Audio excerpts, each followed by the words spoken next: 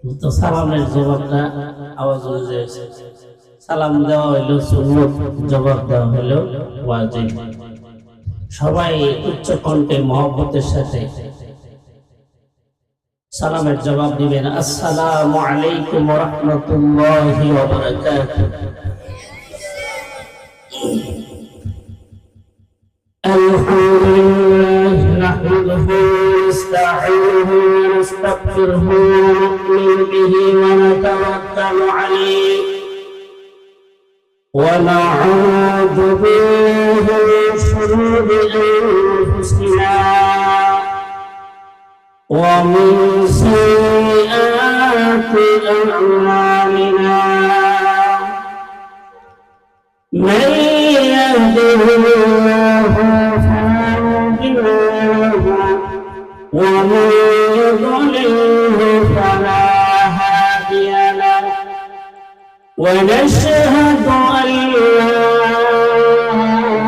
إله إلا الله وحده لا شريك له ونشهد أن سيدنا وسندنا وحبيبنا ومولانا محمدا عبده ورسوله الذي أرسل إلى الناس كافة بشيرا ونذيرا وداعيا إلى الله بإذنه وسراجا منيرا. أما بعد فقد قال الله تعالى في كلامه المجيد وفي فرقانه الحميد. أعوذ بالله من الشيطان الرجيم. بسم الله الرحمن الرحيم. الرحمن علم القرآن خلق الإنسان علمه البيان صدق الله العظيم. وقال رسول الله صلى الله عليه وسلم من يريد الله به خيرا يفقهه في الدين أو كما قال عليه الصلاة والسلام. صلى الله على سيدنا ومولانا محمد وعلى آله وأصحابه وسلم. محمد سيد وفاتون हम जो तेरी है कि जहाँ चीज है क्या लम्हा कलम तेरी है. बलगल उला बिकमालिही कशफत तुजा बिजमालिही असलत जमीअ खिसालिही सल्लल्लाहु अलैहि व आलिहि. तस्नियत वज़ीर साये बूम तस्नियत वज़ीर साये बूम گر همت شود معدوم نیمنانه گر خورد مرد خدا نیمنانه گر خورد مرد خدا بزل درویش کنن نیمه دیگر ملک اقلیم بغیرت پادشاہ ملک اقلیم بغیرت پادشاہ ہم چنا در بند اقلیم دیگر জামিয়া রহিমিয়া কালীসীমা মহিলা মাদ্রাসা কর্তৃক আয়োজিত ইসলামী মহাসম্মেলনের আজকের অধিবেশনের শ্রদ্ধাভাজন সম্মানিত সভাপতি মণ্ডলী, উপস্থিত জাতির শ্রেষ্ঠ সন্তান হযরতে উলামায়ে কেরাম, পিতৃতুল্য বাবার সমবয়সী মুরব্বিয়ানে আযম, সমবয়সী যুবক ভাইয়েরা, স্নেহের ছোট ভাইয়েরা, পর্দার আড়ালে অবস্থানরত নেককার আবেদা সালেহা পর্দানিশীন মা ও বোনেরা, আলোচনা শুরু করার আগে আল্লাহ রাব্বুল আলামিনের দরবারে অসংখ্য অগণিত লাখো কোটি শুকর যে মহান রব্বুল আলামিন আমাদেরকে আজকের এই খতমে বুখারী দোয়ার মাহফিলে এসে উপস্থিত হওয়া এবং কিছু কোরআন হাদিসের আলোচনা শোনার মতন সুযোগ করে দিয়েছেন। এই জন্য সকলেই অন্তরের অন্তঃস্থল থেকে শ্রদ্ধাজড়িত কণ্ঠে আবেগের সাথে মহব্বতের আওয়াজে কালিমাতুশ শুকর আদায় করি, বলি আলহামদুলিল্লাহ। আওয়াজটা আর একটু জোরে হইতো, আলহামদুলিল্লাহ। বান্দা যখন কোনো নিয়ামত পায়, পাওয়ার পরে যখন সে আলহামদুলিল্লাহ বলে আল্লাহর শুকর আদায় করে, সে যেই নিয়ামত পায় আল্লাহর শুকর আদায় করলো, আল্লাহ রাব্বুল আলামিন বলেন লা আযীদান্নাকুম, আমি তার সেই নিয়ামত আরো বাড়ায় দেব। তাহলে আমরা যে বসছি এখানে, এটা একটা নেকের মজলিস, গুরুত্বপূর্ণ। এখানে আল্লাহ রাব্বুল আলামিনের পক্ষ থেকে লক্ষ লক্ষ ফেরেশতা নিয়োজিত আছে, তারা আমাদের সকলের গুনাহ মাফের জন্য আল্লাহর কাছে ক্ষমা প্রার্থনা করতেছে। হাফাতুহুমুল মালাইকাতু ওয়া গাশিয়াতুহুমুর রাহমা, ফেরেশতারা চতুর্দিক দিয়ে বেষ্টনী করে কাতার বুদ্ধি হয়ে বেষ্টন দিয়ে রেখে আছে।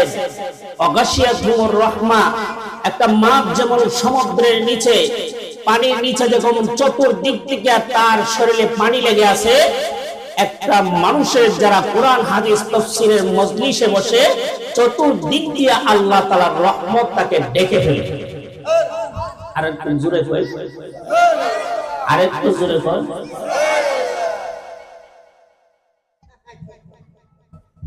গাশিয়াতুহুমুর রাহমা, আল্লাহ রাব্বুল আলামিন বান্দাকে ডাইকা কি বলে? ফেরেশতাদেরকে বলে, নো ফেরেশতারা, তারা এখানে জমায়েত হইছে কেন? তখন তারা বলে, আল্লাহ আপনার কোরআনের কথা শোনার জন্য, আমল করে জাহান্নাম থেকে বাঁচার জন্য। আল্লাহ তাআলা বলেন, তারা কি জাহান্নাম দেখছে? বলে না। আর কি বলে? জান্নাত পাওয়ার জন্য। জান্নাত দেখছে? বলে না। তাহলে জান্নাতও দেখলো না, জাহান্নামও দেখলো না।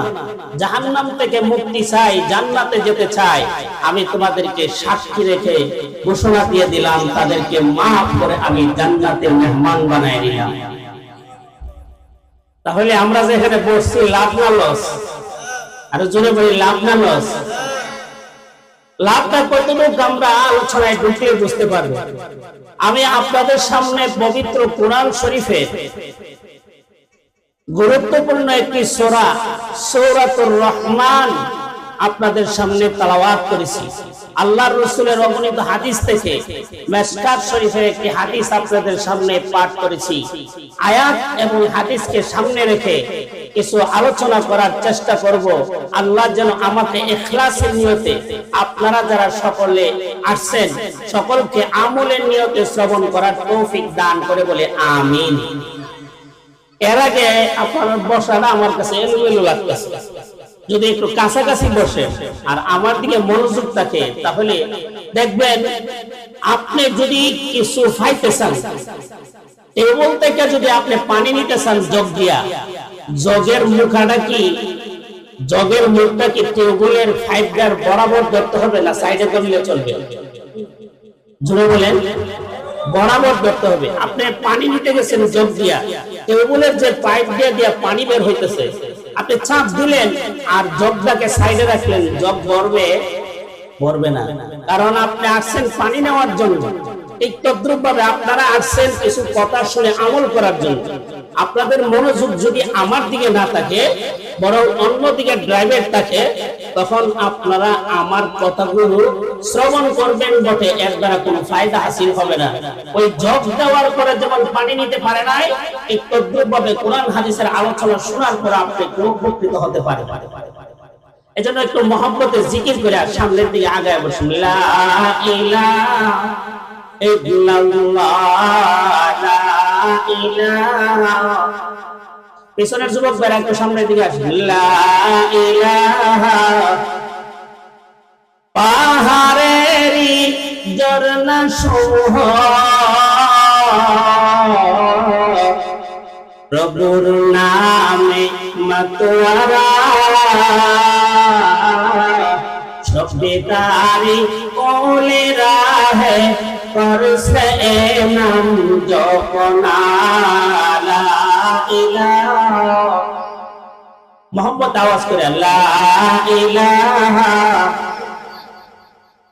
লা ইলাহা, লা ইলাহা ইল্লাল্লাহ মুহাম্মাদুর রাসূলুল্লাহ সাল্লাল্লাহু আলাইহি ওয়াসাল্লাম।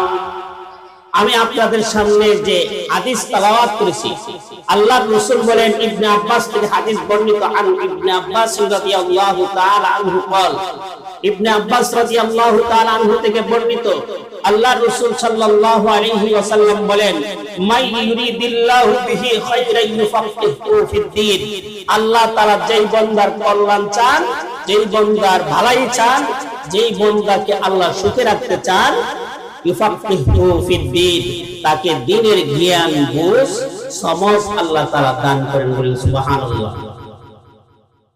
হাদিস শরীফের অর্থ বললাম, এবার আসুন আল্লাহ পাক পবিত্র কোরআন শরীফে সূরাতুর রহমানে কি বলছেন। আল্লাহ পাক বলেন, আর রহমানু আল্লামাল কুরআন।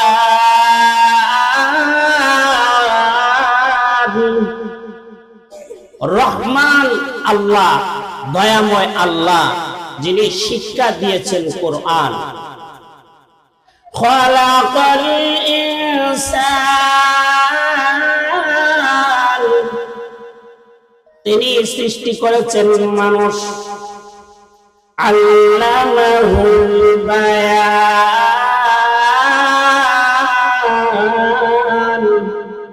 শিক্ষা দিয়েছে মানুষকে কথা বলার যোগ্যতা, বাক বিতণ্ড করা।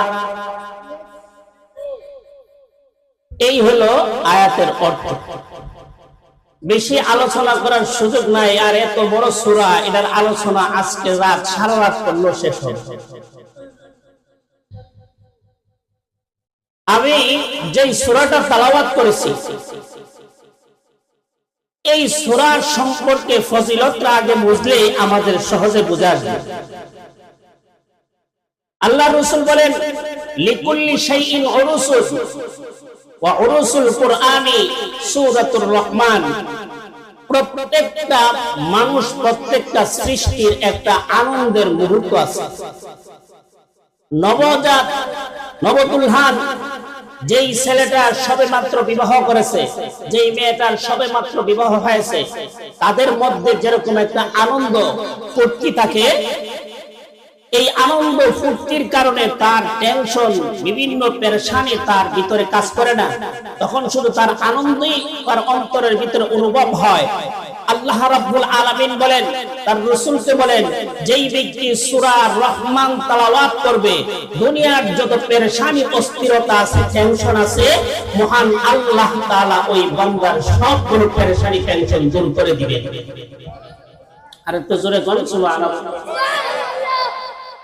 তাহলে সূরা রহমানের একটা ফজিলত হইল, যেই ব্যক্তি সূরা রহমান তেলাওয়াত করবে, তার পেরেশানি, অস্থিরতা দূর করে তার অন্তরের মধ্যে আল্লাহ তাআলা আনন্দ সৃষ্টি করে দেন। ভাইয়ার আমার, আল্লাহর নবী বিশ্বনবী রাহমাতুল লিল আলামিন সূরা রহমানের ফজিলত উল্লেখ করতে গিয়ে বলেন, সাহাবীরা রে, কোন ব্যক্তি যদি তার জিন্দেগিটাকে আনন্দ উৎসবে কাটাইতে চায়, কোন সময় পেরেশানির ভিতরে সে থাকতে চায় না, তার সব সময় আনন্দ খুশিতে থাকতে চায়, ওই ব্যক্তি যেন দৈনিক সূরাতুর রহমান তেলাওয়াত করে। রহমান আল্লাহ এই সূরার ভিতরে মুমিনের আনন্দ, অন্তরের আনন্দ লুকায়িত রেখে দিয়েছে। যেই মুমিন, যেই মুসলমান সূরা রহমান তেলাওয়াত করবে, মহান আল্লাহ রাব্বুল আলামিন ওই বান্দার অন্তরে সব সময় আনন্দ বিরাজ করাবে।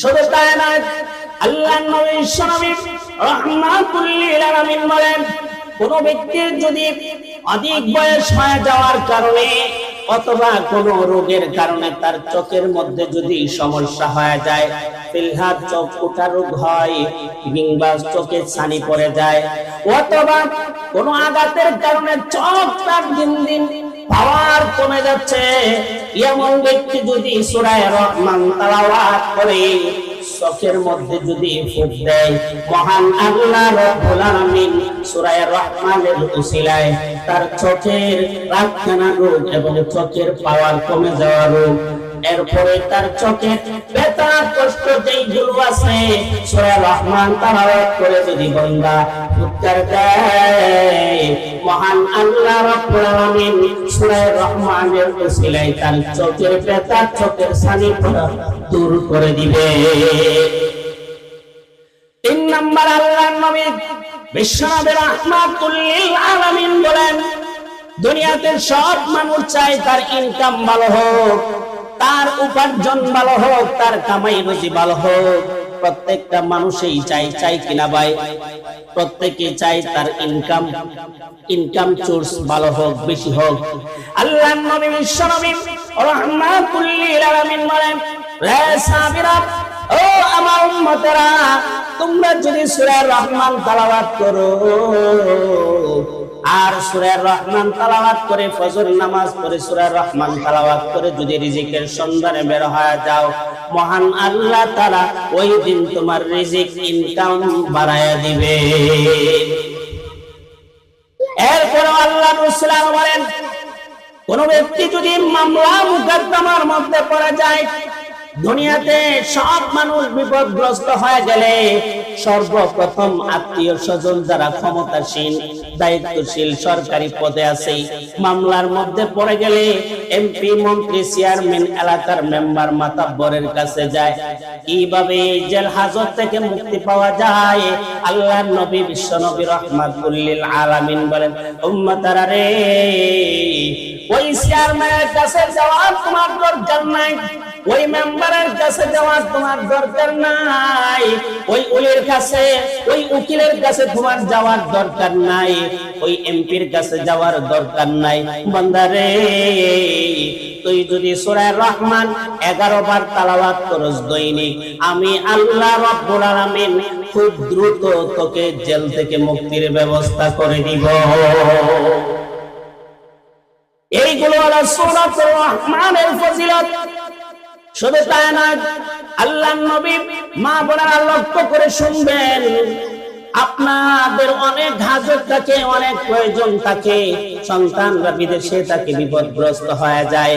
আল্লাহর রাসূল বিশ্বনবী রাহমাতুল লিল আলামিন বলেন, কোন মা যদি তার সন্তানের জন্য, বিপদগ্রস্ত সন্তানের জন্য, বিদেশে আছে সন্তান, সরকারি চাকরিতে ছিল কিংবা বিভিন্ন কাজে লিপ্ত হয়ে যাওয়ার কারণে বিপদগ্রস্ত হয়ে গেছে, মাগো আপনি পেরেশানি না করে আপনি দৈনিক সূরা রহমান 11 বার তেলাওয়াত করে যদি আপনার সন্তানের জন্য, আপনার আত্মীয়র জন্য যদি আপনি চোখের পানি ছেড়ে হাত তুলে আল্লাহর কাছে দোয়া করেন, প্রভু গো তোমার রহমান নামক সূরা তেলাওয়াত করে আমি তোমার কাছে ক্ষমা চাই, তোমার কাছে ফরিয়াদ জানাই, 11 বার পাঠ করে আল্লাহর দরবারে হাত তুলতে দেরি হবে। আল্লাহর নবী বিশ্বনবী রাহমাতুল লিল আলামিন বলেন, উম্মতেরা রে, ওই বান্দার হাত আল্লাহ কোনদিন ফেরত দিবে না। মা দোয়া করবে, বাবা দোয়া করুক, ভাই দোয়া করুক, কোন আলেম ওই বিপদগ্রস্ত ব্যক্তির জন্য যদি সূরা রহমান 11 বার তেলাওয়াত করে দোয়া করে, মহান আল্লাহ এই দোয়ার সাথে সাথে কবুল করে তার মুক্তির ব্যবস্থা করে দিবেন। তাহলে সূরা রহমান পড়ার দরকার আসেনি? হ্যাঁ, সব মহিলারাই চায় তার স্বামী বেশি পরিমাণ ইনকাম করুক, সব পুরুষ যুবকরা চায় আমার জীবনের ইনকাম বেশি হোক, সব বাবারাই চায় আমার সন্তানগুলো বেশি পয়সা ইনকাম করুক, এটা সকলেই চায়, কে না চায়, সবাই চায়। কিন্তু আমরা বিভিন্ন সময় পিসাব এবং বিভিন্ন বুজুর্গের কাছে দড়ি, হুজুর একটা তাবিজ দেন যাতে আমার ইনকামটা ভালো হয়। দোকানদার আইসা বলে, হুজুর একটা তাবিজ দেন যেমন বেশি বিক্রি হয়। চাই কিনা? জোরে বলেন, চাই কিনা? দেখবেন বিভিন্ন দোকানে গেলে পাশের দোকানে প্রচুর বিক্রি হইতেছে, সে বলতেছে, হুজুর দোকানটা দিলাম এত পয়সা খরচ করে, কিন্তু দোকানে বিক্রি হইতেছে না, একটা তাবিজ দেন। তাবিজের উসিলায় নিয়ে আল্লাহ তাআলা একটা বরকত দেয়। আমি বলবো ব্যবসায়িক ভাইদেরকে লক্ষ্য করে আমি বলতে চাই, ওই পীরের কাছে যাওয়ার দরকার নাই, আলেম কবিরাজের কাছে আপনার যাওয়ার দরকার নাই। আলেমদের কাছ থেকে পরামর্শ নিয়ে সূরা রহমান দৈনিক ফজর নামাজ পড়ে তেলাওয়াত করে দোকান করবেন, মহান আল্লাহর পক্ষ থেকে ফেরেশতা কাস্টমার পাঠাইয়া আপনার ইনকাম, ব্যবসা বাণিজ্য চাঙ্গা মহান আল্লাহ করে দিবে। সূরা রহমান পড়লে লাভ না লস? আরো জোরে করে, লাভ না লস? তাহলে এই সূরা রহমান পড়ার দরকার আছে কিনা? এই সূরা রহমান নাজিল হওয়ার প্রেক্ষাপট কেন নাজিল হইল? মক্কার কাফেররা বলতো লাস্তা মুরসালুন, আল্লাহর রাসূল বলতেন ইন্নী রাসূলুল্লাহ, আমি আল্লাহর রাসূল, আমি প্রেরিত, আমাকে আল্লাহ তাআলা পাঠাইছেন। ওয়া মা আরসালনাকা ইল্লা রাহমাতাল লিল আলামিন, অগণবী আপনাকে আমি বিশ্ববাসীর জন্য রহমত হিসাবে রাসূল বানাইয়া আপনাকে পাঠাইলাম। তাহলে বোঝা গেল রাসূল আমাদের জন্য কি হিসাবে আগমন করছে? রহমত হিসাবে। আমরা মুসলমানরা মুহাম্মদ রাসূলুল্লাহকে রাসূল মানতে কোনো দ্বিধাবোধ করি না, নাকি সন্দেহ আছে? জোরে বলেন, আমাদের কোনো সন্দেহ আছে? কিন্তু রাসূল যখন মক্কার কাফেরদের সামনে তুলে ধরলেন আন্নী রাসূলুল্লাহ, আমি আল্লাহর রাসূল, তখন কাফেররা কয় লাস্তা মুরসালুন, আপনি কোন আল্লাহর পক্ষ থেকে প্রেরিত রাসূল না। নাউযুবিল্লাহ বলেন। তাদের এই কথার জবাব দেওয়ার জন্য আল্লাহ তাআলা এই সূরা রহমান নাজিল করেছে। আল্লাহ তাআলা এই রহমান সূরা নাজিল কইরা জানায় দিবেন যে আপনি আমার পক্ষ থেকে প্রেরিত রাসূল। এই কথাটা আল্লাহ তাআলা সূরা ইয়াসিনের মধ্যে বলছেন, ওয়া ইন্নাকা লামিনাল মুরসালিন,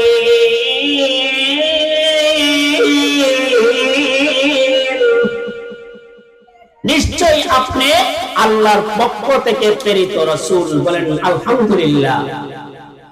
তাহলে কাফেররা বলে আমাদের রাসূল প্রেরিত রাসূল নয়, কিন্তু আল্লাহ পাক বলেন আপনি আমার পক্ষ থেকে প্রেরিত রাসূল। কাফেরের কথা বিশ্বাস করব না, আল্লাহর কথা বিশ্বাস করব? আল্লাহর কথা বিশ্বাস করব। তারা বিশ্বাস করুক আর না করুক, তিনি রাসূল এবং শেষ নবী, এই কথা তারা মানলো, রাসূল না মানলো আল্লাহর পক্ষ থেকে প্রেরিত রাসূল। এবার আসুন আমি আপনাদের সামনে সূরার আলোচনা শুরু করব। আল্লাহ পাক বলছেন আর রহমান। আল্লাহর রাসূল সাল্লাল্লাহু আলাইহি সাল্লাম জিনদের সাথে সাক্ষাৎ করছিলেন। তায়েফে রাসূল কালিমার দাওয়াত দিতে গিয়ে রক্তাক্ত হয়ে যখন মক্কার দিকে ফিরতেছিলেন, রাসূল নয়রাশ হয়ে আহা এই তায়েফবাসীকে দাওয়াত দিলাম, তারা আমার দাওয়াতটা গ্রহণ করলো না, বরং আমাকে রক্তাক্ত করে দিল। রাসূল বারাক্রান্ত হৃদয় নিয়ে যখন মক্কার দিকে ফিরতেছিলেন, রাস্তার মধ্যে অনেক জিনদের সঙ্গে রাসূলের সাক্ষাৎ হয়ে যায়। বলেন সুবহানাল্লাহ। একদল জিনেরা, মিশকাত শরীফের হাদিস, একদল জিন তারা পৃথিবীতে ঘুরে ঘুরে ভ্রমণ করে দেখতেছিলেন একজন ভালো মানুষ কে আছে, যার কাছে তারা সংস্রব গ্রহণ করে তার অধীনে চলে, তার কথা মতে চলবে, জীবন পরিচালনা করবে। একদল জিন ঘুরতে ঘুরতে ওই তায়েফ থেকে আল্লাহর নবী যখন মক্কার দিকে ফিরে আসতেছিলেন, প্রতিমধ্যে তাকায়া দেখেন আল্লাহর নবী বিশ্ব নবী রাহমাতুল লিল আলামিন এক জায়গার মধ্যে দাঁড়ায়া নামাজ পড়তে আছেন। ওই নামাজের ভিতরে আল্লাহর নবী সরকারে দু আলম সূরা রহমান তেলাওয়াত শুরু করে দিয়েছেন। আর রহমান, দয়াময় আল্লাহ, আল্লামাল কোরআন, যিনি শিক্ষা দিয়েছেন পবিত্র কোরআন। রাসূল যখন তেলাওয়াত শুরু করে দিলেন, এই তেলাওয়াত শোনার জন্য জিনেরা পর্যবেক্ষণ করতেছিলেন, তাকাচ্ছিলেন। রাসূল তেলাওয়াত শেষ করার পরে, নামাজ শেষ করার পরে জিনেরা এসে উপস্থিত হয়ে গেছে। ওগো আল্লাহর নবী, বিশ্ব নবী রাহমাতুল লিল আলামিন, আমরা সারা পৃথিবী ভ্রমণ করতেছিলাম, কোনো একটা ভালো জায়গা পাই কিনা, কোনো ভালো কিছু সন্ধান পাই কিনা, কিন্তু আপনার মুখ থেকে এমন কতগুলো কোরআনের বাণী অনুষ্ঠিত হয়েছে যেইগুলো শুনে আমরা আশ্চর্যান্বিত হয়েছি। আপনি মেহেরবানি করে যেই কোরআন নিয়ে নাজিল হয়েছেন, সেই কোরআনের অংশে, কোরআনের ধারক বাহক হিসাবে, কোরআনের অনুসারী হিসাবে আপনি আমাদেরকে কালিমা পড়ে মুসলমান বানায়া দেন। আল্লাহর নবীর কাছে তারা মুসলমান হয়ে গেলেন। তাদের লিডার, জিনদের লিডারের কাছে গিয়ে বলল, আমরা এমন একজন নবীর সাক্ষাৎ পেয়েছি, যেই নবীর বাণী কোরআন শুনলে সন্ধ্যার মন চায়। তখন জিনদের পক্ষ থেকে আল্লাহর নবীকে দাওয়াত করা হলো, ওগো নবীজি, আমাদের জিনদের বিশাল এক জামাত আছে, আপনার কাছে কালিমা পড়ে মুসলমান হতে চায়। আল্লাহর নবী বিশ্ব নবী রাহমাতুল লিল আলামিন হযরত আব্দুল্লাহ ইবনে মাসউদ রাদিয়াল্লাহু তাআলা আনহুকে নিয়ে ওই জঙ্গলের ভিতরে দিকে রাতের গভীরে চলতে থাকলেন। এক জায়গায় গিয়ে আল্লাহর রাসূল লাঠি মোবারক দিয়ে একটা দাগ দিলেন, দিয়ে বললেন, আব্দুল্লাহ ইবনে মাসউদ রে, এই দাগের ভিতরে তুমি থাকবে, এখান থেকে লড়বা না, এই দাগের বাইরে যাইবা না, কারণ জিন জাতিরা খারাপ, তারা তোমার উপর আসর করতে পারে। এই দাগের ভিতরে তুমি থাকবা, আল্লাহ তোমাকে হেফাজত করবে। আমি জঙ্গলের গভীর ভিতর থেকে আসতেছি। এই কথা বলে আব্দুল্লাহ ইবনে মাসউদকে লাঠি মোবারক দিয়ে দাগ দিয়ে এখানে রেখে গেলেন। আল্লাহর নবী আস্তে আস্তে করে জঙ্গলের ভিতরে গিয়ে সেখানে জিনদের বিশাল এক জামাতের ভিতরে সূরাতুর রহমান শুরু থেকে শেষ পর্যন্ত তেলাওয়াত করে সকল জিনদেরকে মুসলমান বানায়া দিয়েছেন। সূরাতুর রহমান তেলাওয়াত করতে গিয়ে যখন আল্লাহর রাসূল বললেন, ফাবি আইয়ি আলা'i রাব্বিকুমা তুকাযযিবান,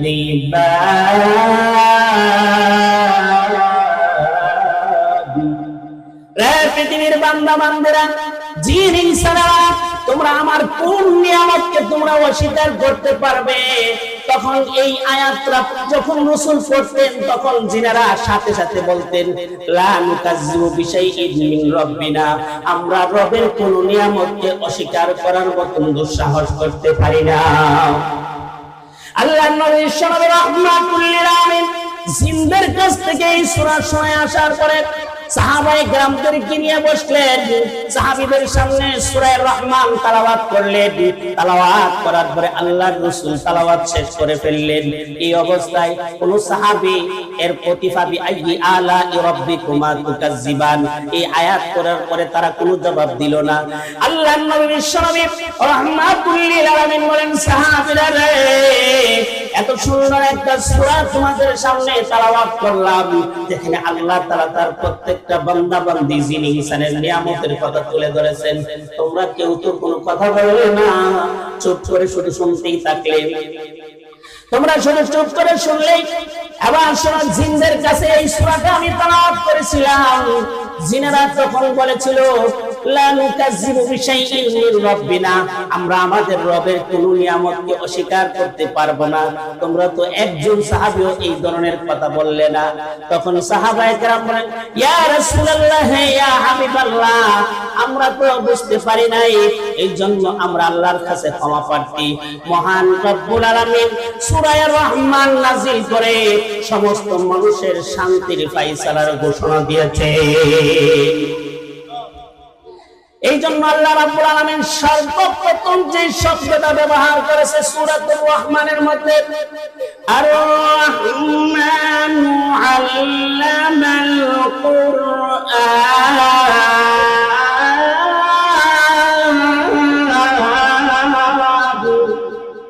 রহমান দয়াময় আল্লাহ যিনি শিক্ষা দিয়েছেন কোরআন। প্রথমে আল্লাহ রহমান শব্দ ব্যবহার করেছেন। আল্লাহ তাআলার নাম হইল 100, এর মধ্যে 99টা নাম হইল গুণবাচক নাম। কয়টা নাম? জোরে বলেন, কয়টা নাম? 99টা নাম হলো গুণবাচক নাম, আর একটা নাম হলো আল্লাহ। এই নামটা হলো ইসমে জাত, যেই নামটার ক্ষেত্রে বলা হয়েছে, আল্লাহ নবী বলেন, কেউ যদি ইসমে আজম পড়তে চায়, আল্লাহ শব্দ যে আয়াতের মধ্যে আছে ওই আয়াতটা পড়লে ইসমে আজম আদায় হয়ে যাবে। বিভিন্ন জায়গায় আল্লাহ তাআলা ইসমে আজমের কথা উল্লেখ করেছেন।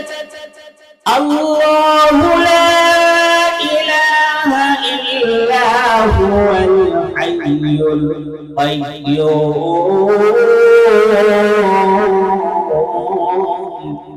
এইটা হলো ইসমে আজমের আয়াত। কেউ যদি ইসমে আজম উচ্চারণ করে, ইসমে আজমের দোয়াগুলো পড়ে, যদি আল্লাহর কাছে দোয়া করে, আল্লাহর নবী বলেন ইসমে আজমের এত পাওয়ার, এই ইসমে আজম দিয়ে দোয়া করতে দেরি হবে, মহান আল্লাহর সাথে সাথে সেই দোয়া কবুল করবে। আপনারা সুলাইমান আলাইহিস সালাতু ওয়াস সালামের নাম শুনছেন? সুলাইমান আলাইহিস সালাতু ওয়াস সালাম পৃথিবীর শাসক ছিলেন। ওনার জামানায় একজন রানী ছিল, রানী বিলকিস। ঘটনা শুনছেন না? আর জোরে বলেন, শুনছেন কিনা? রানী বিলকিস। এই রানী বিলকিস, তার পিতা ছিল জিন জাতির মধ্য থেকে, তার মা ছিল জিন জাতির মধ্য থেকে, তার পিতা ছিল মানুষ ইনসান, আর মা ছিল জিন। জিন আর মানুষের সমন্বয়ে তার জন্ম হয়েছে। এই রানী বিলকিস বিশাল রাজত্বের অধিকারী। সুলাইমান আলাইহিস সালাতু ওয়াস সালামের হুদহুদ বাকি একদিন খবর নাই। তখন আসার পরে সুলাইমান আলাইহিস সালাতু ওয়াস সালাম বললেন, তুমি আমার অধীনে চলো, আমার অনুমতি ছাড়া তুমি কোথায় গিয়েছিলে জবাব দাও। তখন ওই হুদহুদ বাকি বলল, আপনার জমানায় ওই আপনার তো গোটা পৃথিবীর রাজত্বের মালিক আপনি, আপনার রাজত্বের ভিতরে একজন মহিলা প্রেসিডেন্ট আছে, লেডিস প্রেসিডেন্ট আছে। আল্লাহ রাসূল বলেন, যেই জাতির নেতৃত্ব মহিলা দিবে, এই জাতি কোনদিন উন্নতের চেহারা দেখতে পাবে না। মিশকাত শরীফের হাদিস। যেই জাতি নেতৃত্ব কোন মহিলা দিবে, এই জাতি কোনদিন সুখ শান্তির উন্নতির চেহারা দেখতে পাবে না। এটার বাস্তব নমুনা হইল বাংলাদেশ। আগেও গেছিল একজন লেডিস, এই কিছুদিন আগেও ছিল এক লেডিস। এই দুই লেডিসে সব পুরুষে বাইরে আয়না করে বাপ দেখাইছে, এমন পীড়া পিটছে। সবচেয়ে নির্যাতন ভোগ করেছে উলামায়ে কেরাম। এর একটা কারণ আমি মনে করি, উলামায়ে কেরাম এই নারী নেতৃত্ব হারাম যে এই কথাটা কেন জোরালো ভাবে বলবো না, আল্লাহ তাআলা ঘুরে গেলে আলেমদেরকে শিক্ষা দিয়েছেন। নারী নেতৃত্ব হারাম, এই কথা সুস্পষ্ট ভাষায় বলতে হবে। কোন জাতি যদি নারীর নেতৃত্ব গ্রহণ করে, আল্লাহ তাআলা এই জাতিকে অপদস্থ, লাঞ্ছিত, এই দেশের মানচিত্রকে আল্লাহ তাআলা ধ্বংস করে দিবেন। এই জন্য আলেমদেরকে সুস্পষ্ট ভাষায় বলিষ্ঠ কণ্ঠে বলতে হবে, নারী নেতৃত্ব হারাম, হারাম, হারাম, হারাম। যারা তাদেরকে সমর্থন করবে হাসরের দিন, এই নারীগুলোর সঙ্গে তাদের হাসর হবে। ভাইয়েরা আমার, সুলাইমান আলাইহিস সালামের কাছে যখন হুদহুদ পাখি সংবাদ দিল, আপনার রাজত্বের ভিতরে একজন মহিলা আছে, সেরা সিংহাসনে বসে নেতৃত্ব দিচ্ছে, তখন সুলাইমান আলাইহিস সালাম বললেন, সঠিক তদন্ত দাও, তদন্ত না দেওয়া পর্যন্ত তোমাকে ক্ষমা করা হবে না। শেষ পর্যন্ত ওই হুদহুদ পাখি সঠিক তদন্ত দিল, দেওয়ার পরে ওই নারী রানী বিলকিসকে সুলাইমান আলাইহিস সালাম হুদহুদ পাখির কাছে চিঠির মাধ্যমে দাওয়াত দিলেন, তুমি আমার রাজত্ব দেখে দাও আর ইসলাম গ্রহণ করে নাও, না হয়তো তোমার রাজত্ব ধ্বংস করে দেওয়া হবে।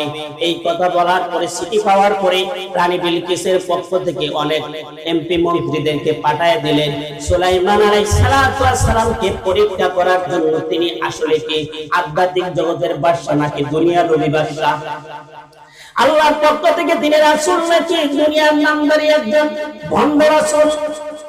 এই কথা বলার পরে রানী বিলকিসের পক্ষ থেকে লোকগুলো আসলো এবং এক পর্যায়ে গিয়ে রানী বিলকিস 2 নাম্বার 3 নাম্বার চিঠি পাওয়ার পরে শেষ পর্যন্ত রানী বিলকিস আসতে প্রস্তুত। এই সময় সুলাইমান আলাইহিস সালাম তার অধীনস্থর মধ্যে অনেক জিন ছিল। তখন তিনি বললেন, রানী বিলকিস আমার বাড়িতে আসার আগে আগে রানী বিলকিসের সিংহাসনটা কে আমার এখানে উপস্থিত করতে পারবে? তখন ইফরিত নামক এক জিন ছিল, তাফসীরের কিতাবে আরেকটা নাম উল্লেখ করছে, ওই জিনকে বলা হলো, ওই জিনে বলল যে আমি ইসমি আজমের মাধ্যমে মুহূর্তের ভিতরে রানী বিলকিসের সিংহাসন নিয়ে আসতে পারব। যেহেতু ওলি ইবনে ওলি অত্র এলাকার আমাদের বিজয়নগরের নয়নমণি পীরে কামেল আল্লামা ওলিউর রহমান দামাত বারাকাতুহু শাইখে বরুনা উপস্থিত হয়ে গেছেন। আমি আমার আলোচনা এখানেই শেষ করলাম। আসসালামু আলাইকুম।